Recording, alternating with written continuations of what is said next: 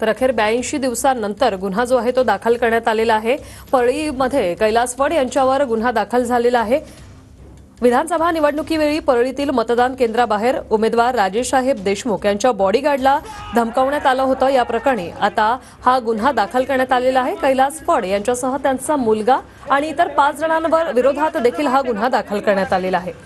या घटनेचा video social मीडियावर चांगलाच व्हायरल झाला आणि त्यानंतर अखेर कैलास फड आणि त्यांच्या मुलासह 5 जणांवर गुन्हा दाखल झालाय। तर बीड पोलिसांना तब्बल 82 दिवसांनी जाग आलेली आहे।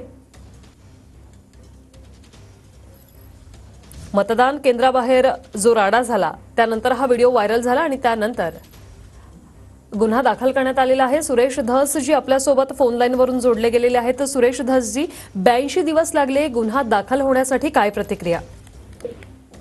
नाही, हे आतापर्यंत पूर्वीचे एसपी आणि हे कसल्याही प्रकारचा कॉग्निझन्स घेत नव्हते। मतदानाच्या दिवशी ज्या पद्धतीने वागणं एका पक्षाच्या लोकांचं आहे त्याच्यावरनं आपण ओळखून घ्यायचं की तिथे काय झालेलं आहे। स्वतः उमेदवार आणि त्याच्याबरोबर माधव जाधव त्यांना मारहाण झालेली आहे आणि स्वतः पोलिसांना सुद्धा चॅलेंजिंग प्रकारचं बोललं जातंय त्या व्हिडिओमध्ये। आणि याच लोकांकडे पिस्तोल सुद्धा होती, बापाचा पिस्तोल वापरतो पोरगा, अशा पद्धतीचं वागणं हे त्या ठिकाणच्या कार्यकर्त्यांचं आहे, विशेषतः राष्ट्रवादी काँग्रेस पक्षाचं। आणि त्यांच्यावरती आता गुन्हा दाखल झाला आहे, तर त्यांना अरेस्ट व्हावी आणि त्यांच्यावर ऍक्शन व्हावी। अशा अजून अनेक प्रकरणे आहेत बीड जिल्ह्यातले। एसपींना आम्ही सांगणार आहोत, दाखवणार आहोत विथ व्हिडिओ, तर त्याच्यावरती अनेक गुन्हे दाखल होतील। असं खूप मोठे प्रकार आहेत। सुरेश धसजी, तुम्ही स्वतः या प्रकरणात आता लक्ष देणार आहात का? हा मुद्दा तुम्ही उचलून धरणार आहात का? कारण गुन्हा दाखल झालाय, मात्र अटक होईपर्यंत तुम्ही या प्रकरणात लक्ष देणार का?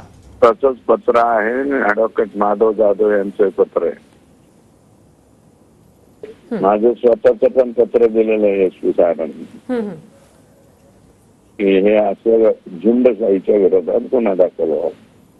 नक्कीच, धन्यवाद सुरेश धसजी, तुम्ही टीव्ही 9शी बोललात त्यासाठी। तर भाजपचे आमदार होते सुरेश धस यांनी प्रतिक्रिया दिलेली आहे। अखेर गुन्हा दाखल करण्यात आलेला आहे, आता लवकरात लवकर अटक करा अशी मागणी त्यांनी केलेली आहे। कैलास फडसह त्याच्या मुलावर गुन्हा दाखल झालेला आहे।